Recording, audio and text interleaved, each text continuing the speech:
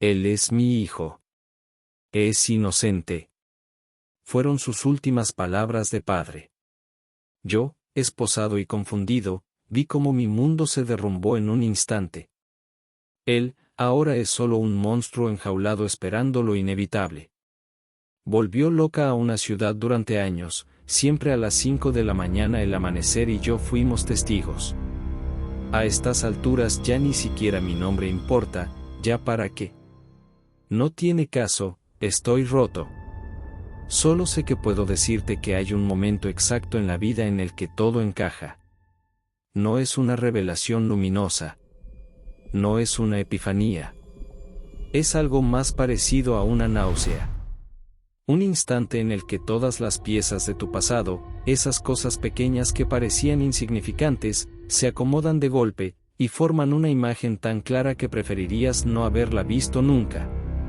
Saber que no se necesitan sábanas flotantes o sombras en el pasillo para ver el verdadero terror. Solo se necesita saber quién duerme en la habitación de al lado, pero eso toma tiempo, a veces.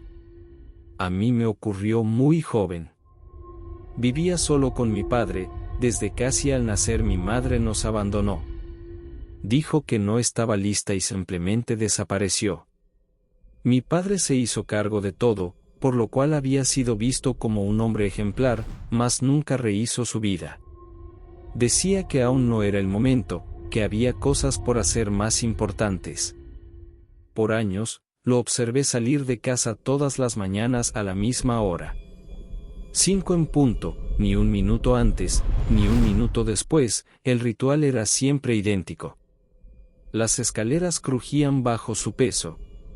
La puerta se abría con un chasquido seco. Y luego el sonido de sus tenis alejándose por la acera todavía húmeda por el rocío de la madrugada. Voy a correr, decía.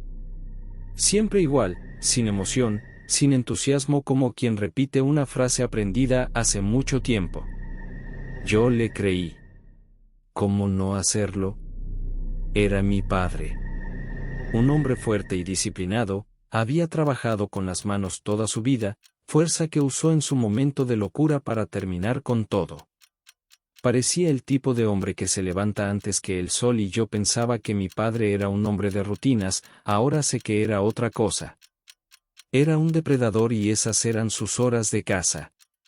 Durante años lo vi regresar misma hora siempre igual. La puerta abriéndose con cuidado, los tenis entrando sin hacer ruido, y ese leve olor a tierra fría. Pero había algo extraño, algo que mi mente adolescente ignoró durante demasiado tiempo. Nunca volvía sudando, no parecía cansado, años creyendo que mi padre corría kilómetros cada mañana y jamás lo vi respirar con dificultad. Recuerdo la primer noticia, llegó por la televisión. Alguien no volvió a casa y la encontraron varios días después, el noticiero no pudo transmitir las aterradoras imágenes. Tenía 22 años. Trabajaba en una cafetería del centro, había salido de su turno nocturno y nunca llegó a casa. Trataron de minimizar el asunto para no alarmar a la gente.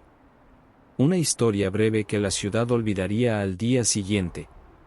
Días después se vinieron en cascada, una tras otra. Las caras empezaron a repetirse en la pantalla. Siempre jóvenes, vistas por última vez cerca de las afueras de la ciudad antes del amanecer. El presentador empezó a usar una palabra que nadie quería escuchar. Patrón.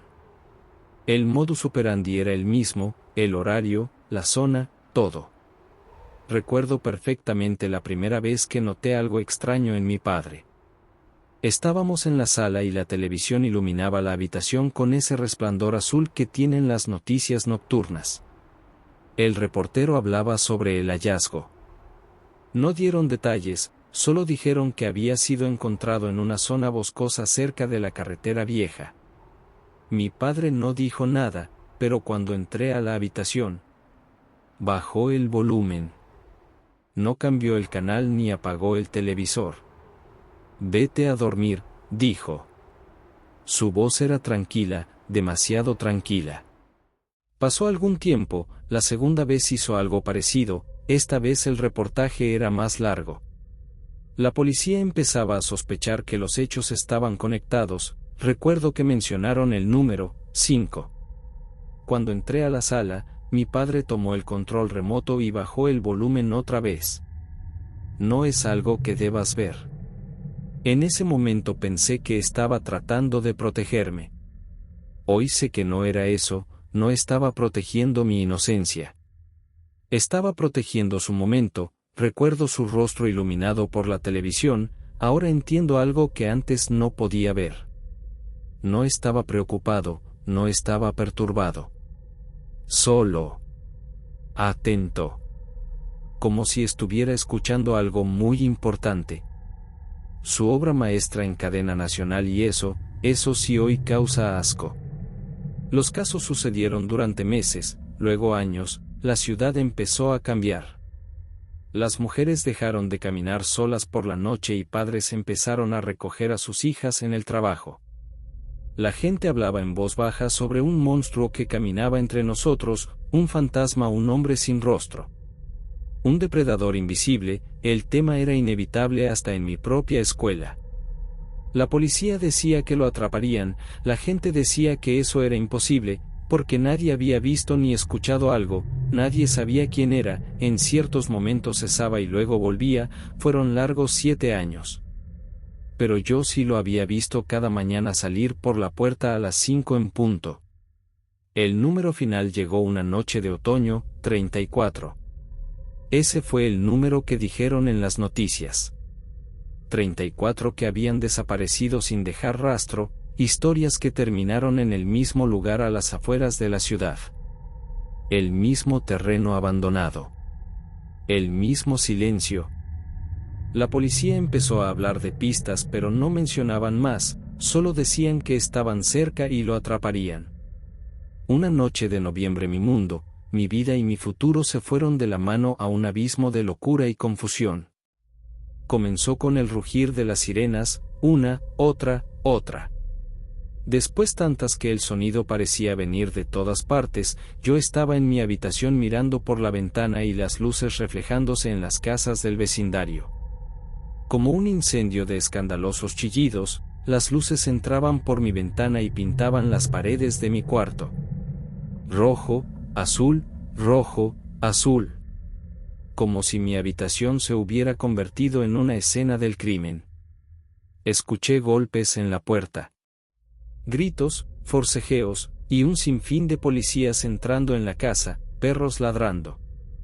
De un solo golpe abrieron la puerta de mi habitación y con gritos de «Al suelo, policía».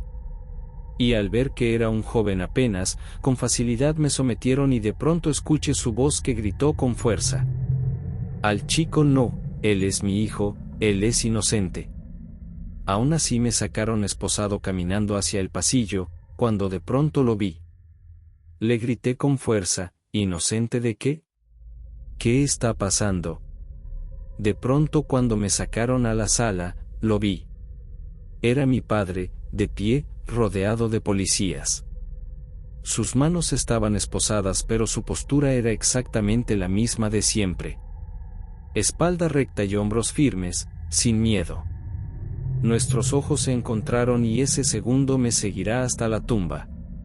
Esperaba ver algo en él, arrepentimiento, rabia, vergüenza, cualquier emoción humana, pero no había nada. Era como mirar a través de una ventana vacía, como si el alma que alguna vez vivió en ese cuerpo se hubiera mudado hace mucho tiempo. En ese instante entendí algo terrible. El hombre que me enseñó a andar en bicicleta nunca había estado realmente ahí. Después de esa noche, todo ocurrió muy rápido. Las noticias explotaron, las periodistas invadieron la ciudad y las cámaras aparecieron frente a nuestra casa. El nombre de mi padre se convirtió en un titular nacional. El monstruo que había aterrorizado a la ciudad durante años, había estado viviendo en una calle tranquila. Con un hijo. Con una vida normal. Hoy en día ese hombre ya no es mi padre. Es solo un fantasma enfundado en un traje naranja. Un expediente judicial lleno de páginas que describen horrores que preferiría no imaginar. Desde su celda ha pedido celeridad en el juicio. Quiere que todo termine. Como si existiera una forma rápida de pagar una deuda como esa. ¿Y qué queda de mí? Un adolescente tratando de desaparecer. Después del proceso legal que me tocó vivir, terminé en casa de unos familiares y huí al cumplir mayoría de edad. Lejos de esta ciudad y lejos de las miradas, porque la gente me ha mirado como si yo fuera parte de la historia. Como si el hecho de llevar algo de él en la sangre, me convirtiera en un potencial peligro. Como si la oscuridad fuera hereditaria. Intento rezar. Intento buscar respuestas, pero el cielo guarda silencio y el silencio a veces es peor que cualquier verdad. Ahora enfrento lo más difícil. Sobrevivir a mí mismo. Cada vez que paso frente a un espejo, evito mirarme demasiado tiempo. En esos segundos de reflejo hay una pregunta que me atraviesa el alma, que no me deja dormir, que me persigue en cada pensamiento oscuro. ¿Qué pasa si el monstruo no terminó en esa celda? ¿Qué pasa si algo de él sigue aquí? Esperando, creciendo y dormido bajo mi piel. Porque al final la sangre siempre recuerda. Un reloj biológico me ha empezado a despertar a la misma hora, 5 de la mañana, y ahí están los tenis y la mochila. No sé qué voy a hacer. Esto es ADN Siniestro. Y recuerda que la maldad no llega con el tiempo. La maldad viene por defecto.